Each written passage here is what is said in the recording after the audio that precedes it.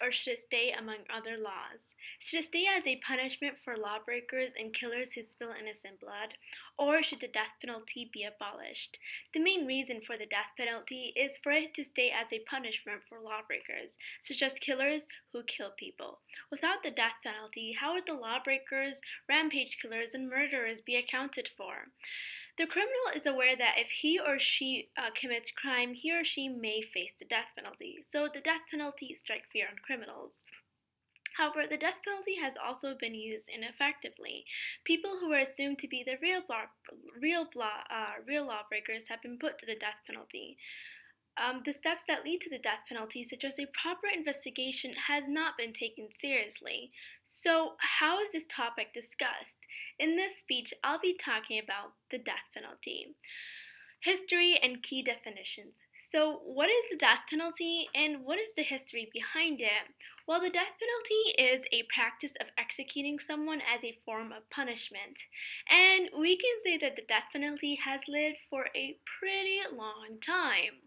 However, the death penalty was recorded in the code of King Humberi of Babylon in the 18th century BC, the Hittite code in the 14th century BC, the Durakian Code of Athens in the 7th century BC, and the Roman Law of 12 Tablets in the 5th century BC. Okay, now that we know some centuries that use the death penalty, you might be wondering, well, how did the executions happen? Well, you might imagine that back then there was no sophisticated guns, injections, or electrons to execute the criminal for. Instead, there were crucifixion, bleeding to death, drowning, and burning alive, and impalement. Now, let's talk about the death penalty in the United States. Well, the death penalty may be carried back to colonial times during the 16s in the United States.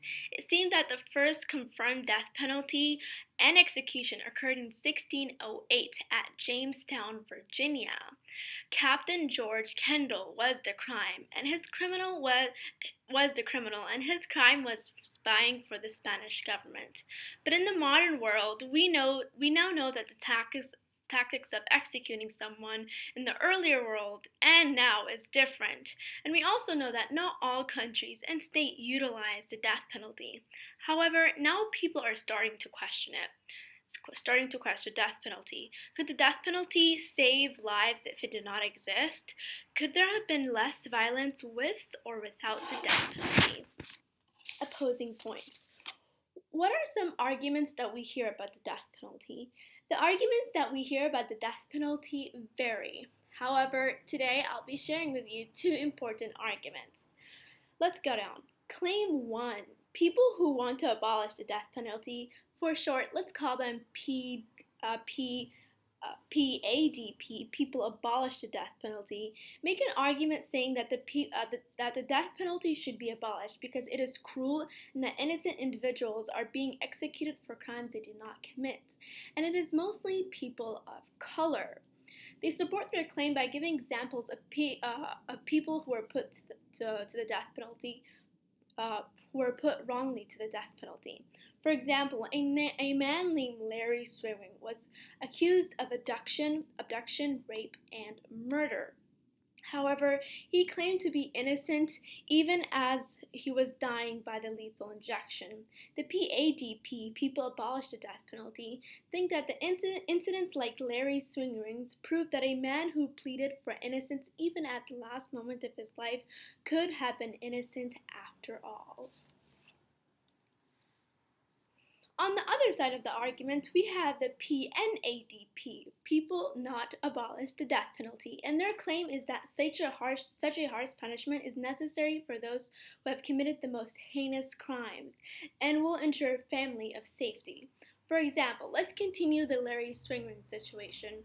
The family of the victim felt gravely relieved that Larry died. After Larry died, they said, quote, "Today justice was served. We can now move forward and start the healing process."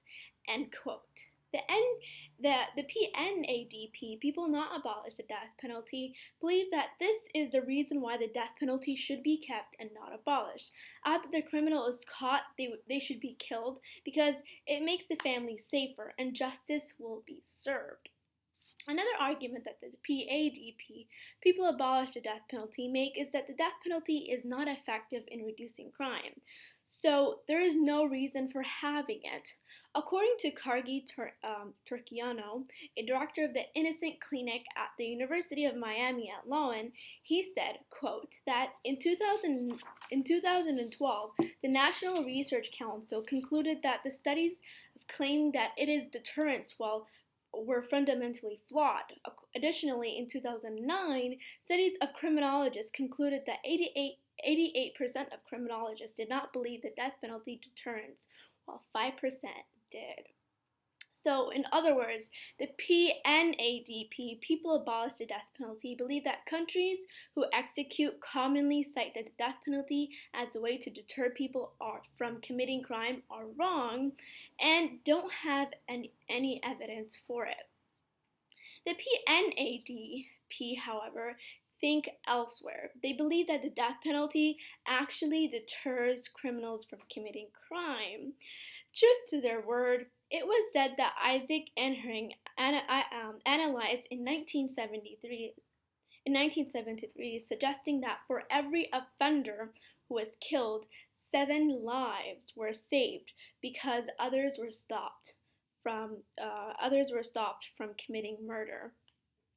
In other words, the PNADP believe that the fear and pressure of the death penalty will put criminals back into line, and whoever passes that line will face the death penalty.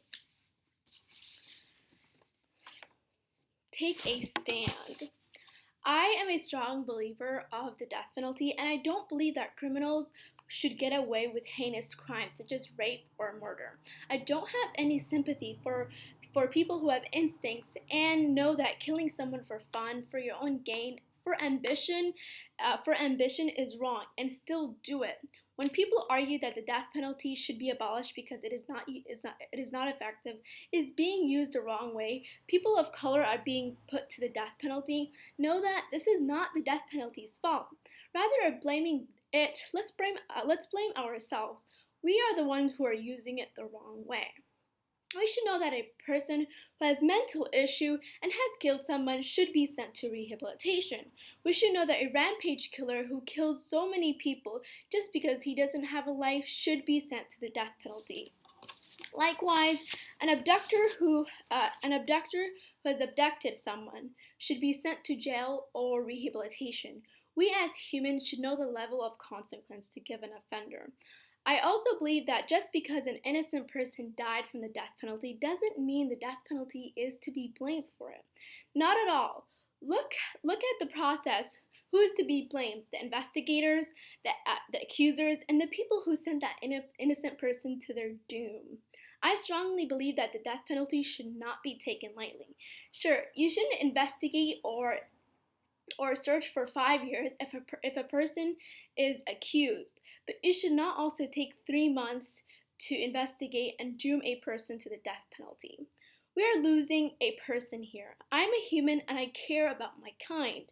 However, when it comes to justice, I know it should be prevailed. And the death penalty is an argument I strongly believe, and it should not be abolished.